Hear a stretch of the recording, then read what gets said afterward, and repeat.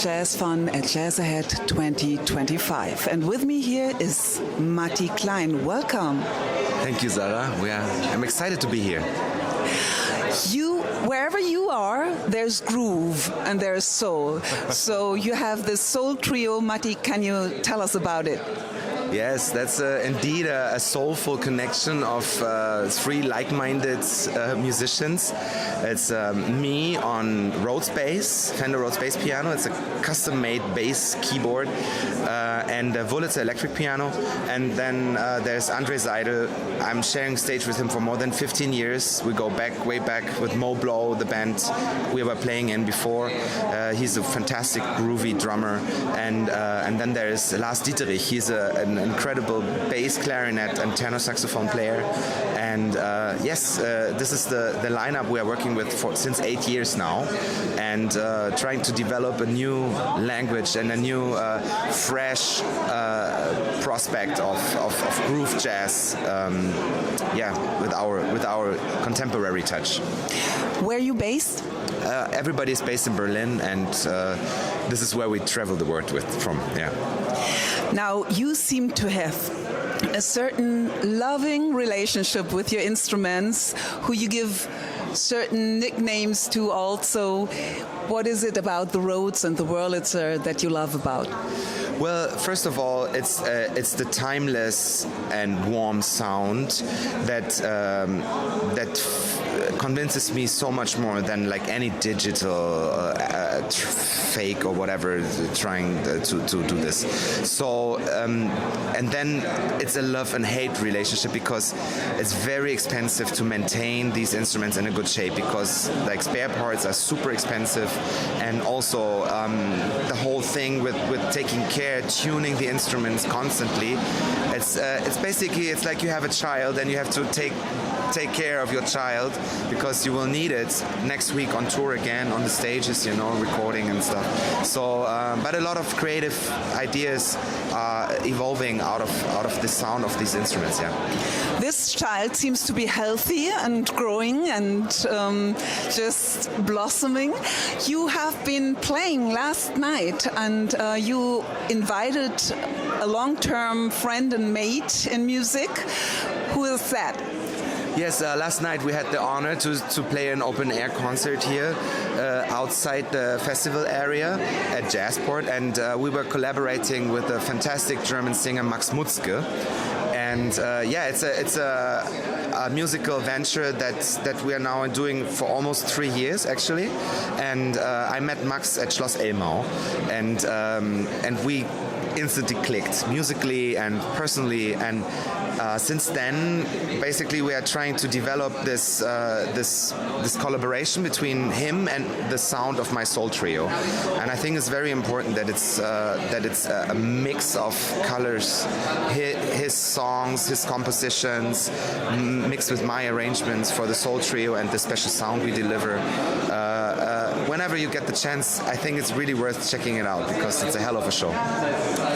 I mean, as a soul trio, you're in a tradition that's started in the States with many soul acts there in the 60s and 70s.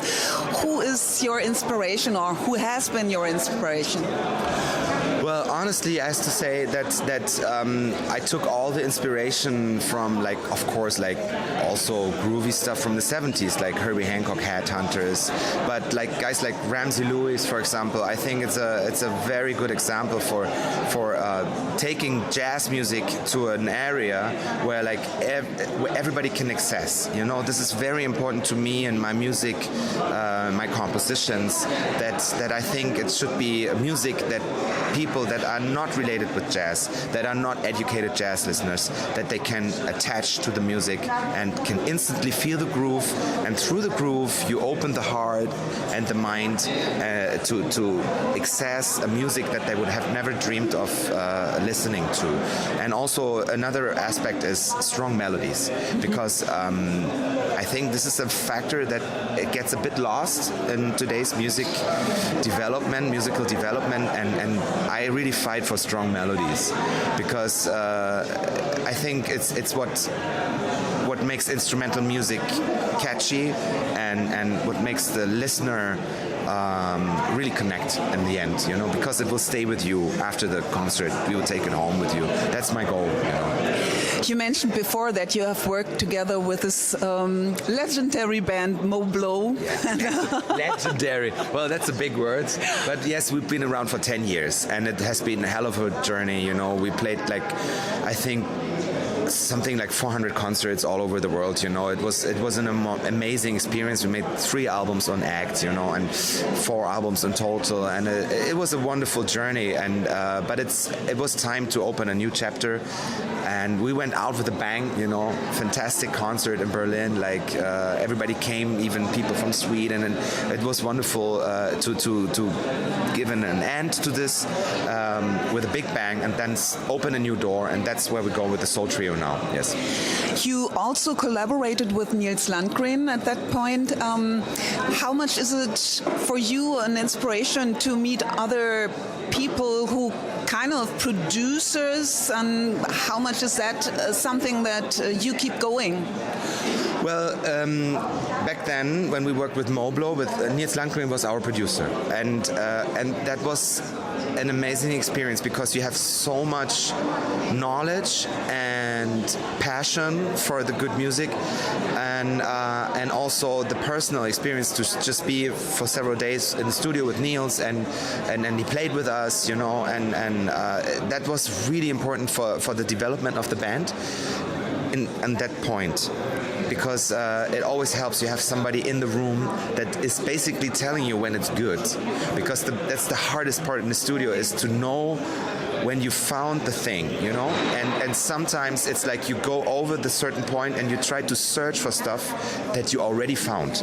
And Nils is brilliant in telling you, I think we start to search for something that we already found, and that's absolute pure gold in the studio. And also he's just a wonderful human being, you know, and we love spending time with him.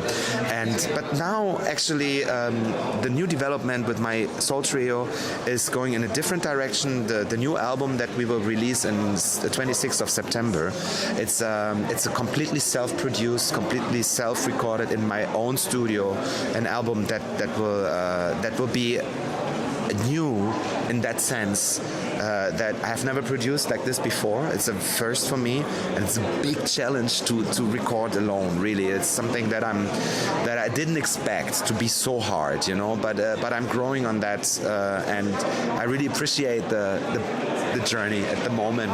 And I hope everybody will hear it and find joy, because you can already actually hear it at May 16.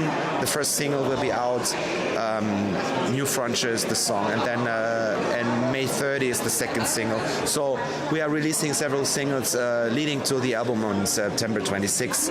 And I can tell you already the name from the new album. It will be Bouncin' and Bubbleverse. Wow. So is it that you're also going to the European countries, or is it mostly based in Germany? No, actually, I'm really trying to hit the international scene, because our music is instrumental, so it's universal. You know, everybody can relate. There's no language barriers.